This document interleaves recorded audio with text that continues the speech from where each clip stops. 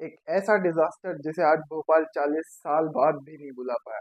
भोपाल छोड़िए, इसे आज इंडिया भी नहीं भुला पाया। दिसंबर 1984 भोपाल में एक इंटेस्टिसाइड बनाने वाली फैक्ट्री में कुछ वर्कर्स काम कर रहे थे। तकरीबन रात के 11:40 पर उनकी आंखें जलने लगती है। उन्हें लगा कोई गैस लीक हुई होगी। सब वर्कर्स ने मिलकर ढूंढना चालू करा कि ये गैस लीक कहाँ से हो रही है। तभी एक वर्कर ने देखा एक जगह से लिक्विड ड्रिप हो रहा है और वहां से एक येलो कलर की गैस प्रोड्यूस हो रही है।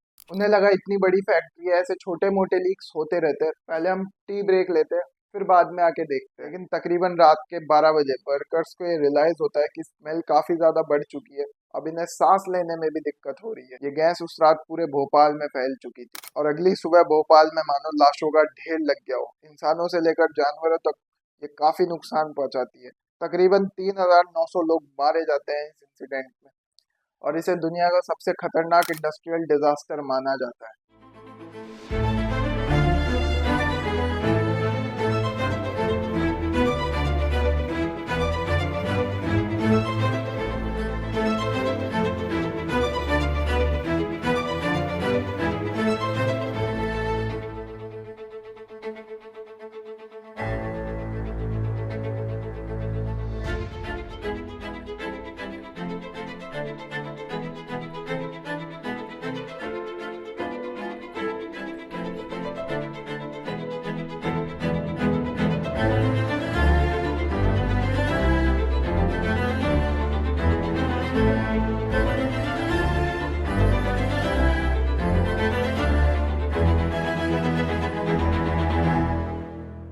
देखिए, भोपाल में जिस फैक्ट्री में डिजास्टर होता है वो फैक्ट्री थी यूनियन कार्बाइड लिमिटेड की। इस कंपनी का काम था केमिकल्स वगैरह बनाना। ये साथ ही साथ लेकिन फ्यूल रॉकेट्स और बैटरीज भी बनाया करती थी। 1969 में ये कंपनी भोपाल में एक मैन्युफैक्चरिंग प्लांट खोलती है एक स्पेशल इंटेसाइड्स को प्रोड्यूस करने के लिए। अब इस इंटेस्टिसाइड का नाम था सेवन को बनाने के लिए यूज होता था MIC, मिक मीथेल आइसोकाइनेट। ये बहुत ही डेंजरस केमिकल था जिसे बाहर से इंपोर्ट कराया जाता था इंडिया में सेवन बनाने के लिए। अब साल आता है 1980। यूनियन कार्बाइड की सेल्स डाउन होने लगी।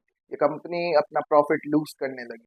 तो कंपनी डिसाइड करती है कि MIC को वो इंपोर्ट नहीं करेगी बल्कि इंडिया में प्रोड्यूस करेगी। अब इसमें गवर्नमेंट कहती है आप इतना डेंजरस केमिकल बना तो रहे हो, लेकिन याद रखना कि इन फ्यूचर भोपाल के लोगों को कोई प्रॉब्लम्स ना हो।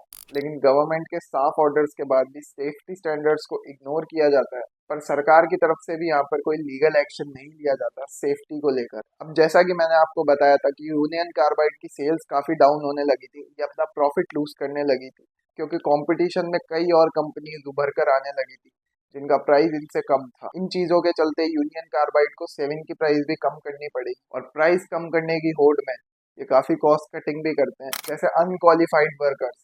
और अगर कोई पाइप वगैरह खराब हो जाता था तो उसे रिप्लेस करने की वजह सिर्फ रिपेयर करा जाता था। रेगुलर लीक्स के बाद भी सेफ्टी प्रिकॉशंस को नजरअंदाज किया गया और कई वर्कफोर्स तो ऐसी रखी गई जिन्हें ये भी नहीं पता था कि इस फैक्ट्री में इतना खतरनाक केमिकल बनाया जा रहा है। देखिए, इस फैक्ट्री में एक वर्कर काम करता था जिसका नाम था मोहम्मद अशरफ।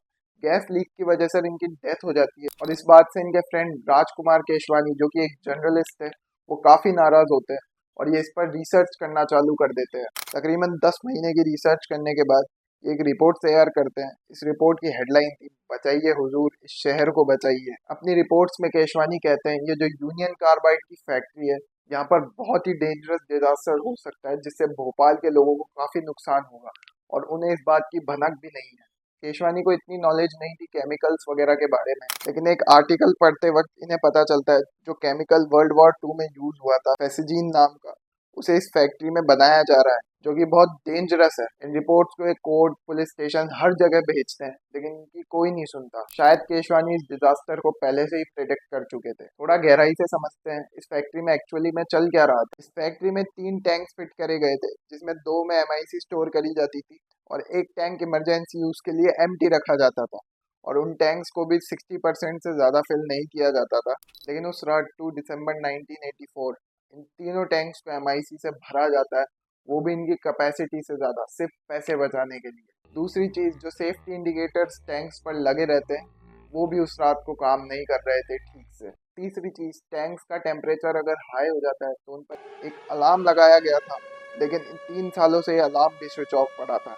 चौथी चीज, फैक्ट्री में 2 अलार्म्स लगाए गए थे। एक काम कर रहे फैक्ट्री में वर्कर्स के लिए, दूसरा आसपास के एरिया में रह रहे लोगों के लिए। लेकिन फैक्ट्री में रेगुलर लीक्स के चलते सेकंड अलार्म को भी स्विच ऑफ कर दिया गया। इतने सारे सेफ्टी फीचर्स को इग्नोर करा जाता है कंपनी के द्वारा सिर्फ पैसे बचाने के लिए।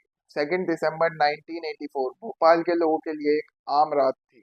तकरीबन रात के 9 बजे वर्कर्स अपनी शिफ्ट चेंज करते हैं एज पर देयर रूटीन। अब जो सेकंड शिफ्ट आती है, एज पर रूटीन वो एमआईसी टैंक्स के पाइप्स को क्लीन करना चालू करती है। तभी ये कुछ नोटिस करते हैं कि पाइप में पानी जा तो रहा है लेकिन दूसरी साइड से बाहर नहीं आ रहा। तो वर्कर्स जाकर अपने सुपरवाइजर्स को बताते हैं कि देखिए ऐसी ऐसी चीजें हो रही है। लेकिन सुपरवाइजर ऑर्डर देता है कि पानी को चलते रहने दो, जो अगली शिफ्ट आएगी इस पानी को बंद कर देगी।